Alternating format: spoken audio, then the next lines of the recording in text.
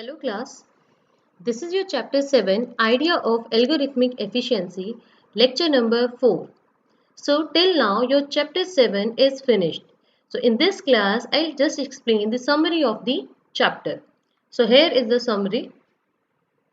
In this class we will discuss that what is an algorithm, what is an efficiency of an algorithm, what is computational complexity, big O notation, dominant term, how to calculate the complexity, best, average and worst case complexity, examples of best, average and worst case, and the questions of finding complexity.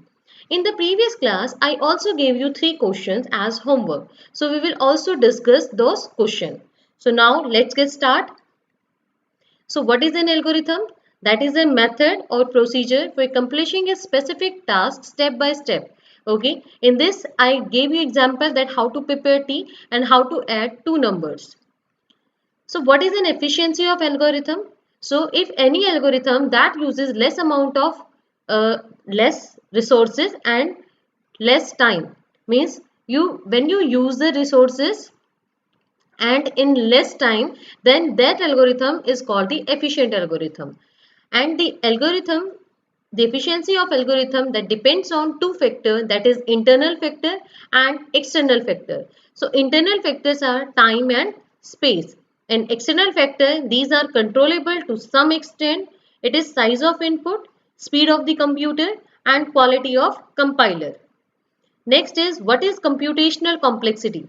So the word computational complexity is made of two words, that is computation and complexity.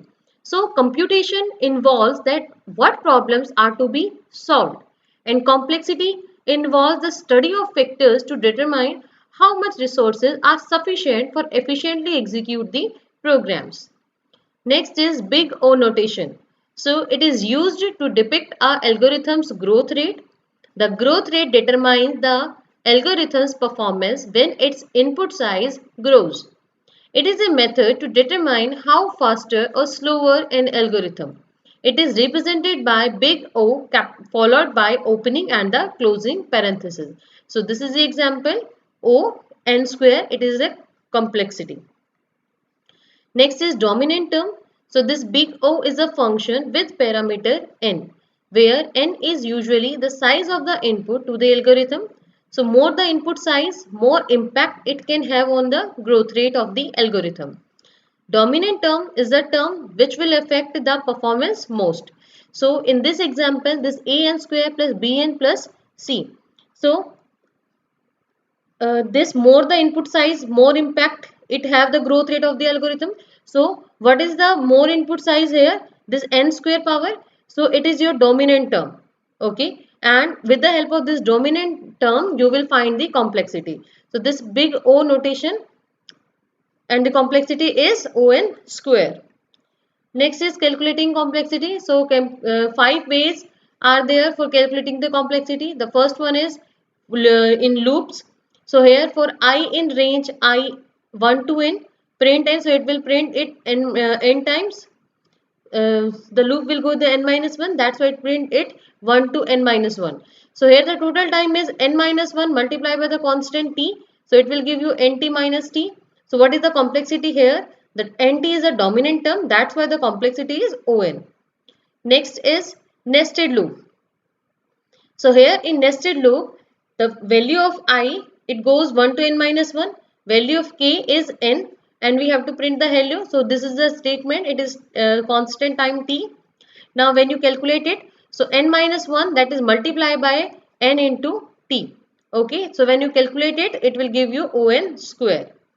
Next is consecutive statement. When you have the consecutive statement, then how will you calculate? So here the first I loop. So it is a separate loop. This J is the outer loop and this A is the inner loop now.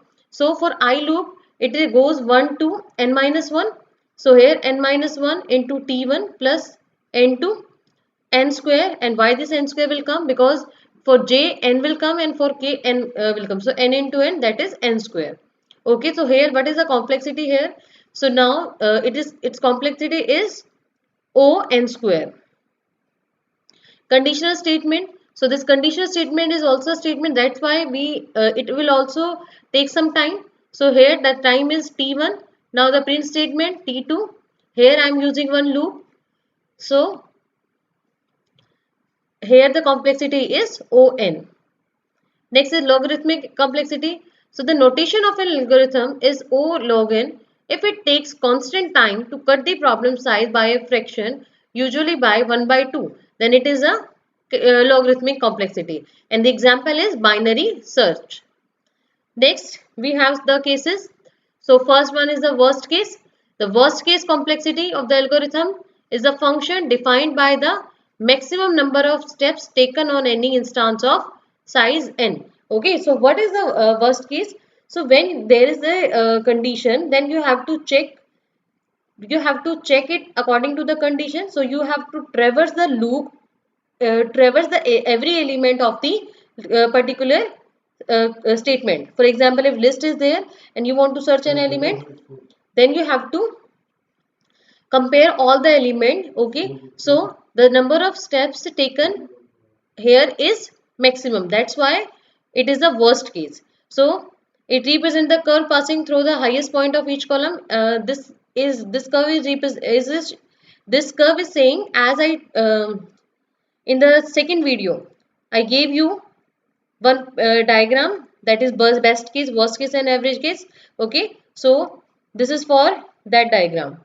Now the best case complexity of the algorithm is the function defined by the minimum number of steps taken on any instance of size n. Next is average case. We are not using the average case because it is very complex to use average case. So it is the function that defined by the average number of steps taken on any instance of size n. Now the example of best, average and the worst cases. This is the linear search. Here the numbers are 1 to 9.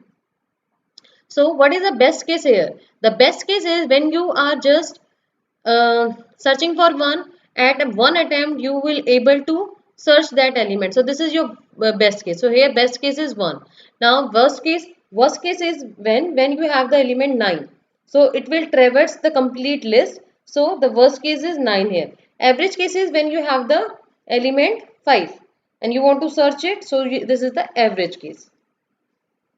Now the questions have come. First one is find the complexity of a program that searches for an element in an array using linear search. So here first, this is a program of linear search. Now the time is C1, C2, C3. These are the constant according to the statements. So the total time is here.